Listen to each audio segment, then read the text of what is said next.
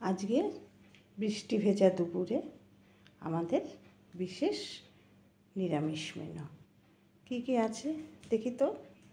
আছে গরম গরম গোবিন্দভোগ চাল, সোনামুগের ডালের খিচুড়ি, তার সাথে বেগুন ভাজা, কাঁকরোল ভাজা, আলু ভাজা গোল গোল করে, তার সাথে স্যালাড তো আছেই, শশা। আজকে যেহেতু নিরামিষ করেছি সেই জন্য আর পেঁয়াজ নেই, আর একটু পাঁপড় ভাজা। এটা দুপুরের লাঞ্চটা একদম জমে যাবে, তাই না?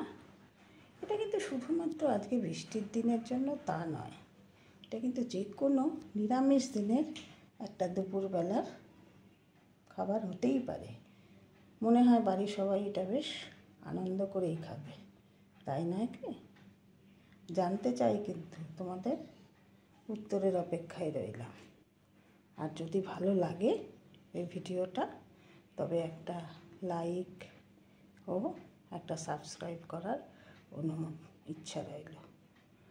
আর একটু শেয়ারও করে দিও তোমরা তোমাদের অন্যান্য বন্ধুদের সাথে, কেমন?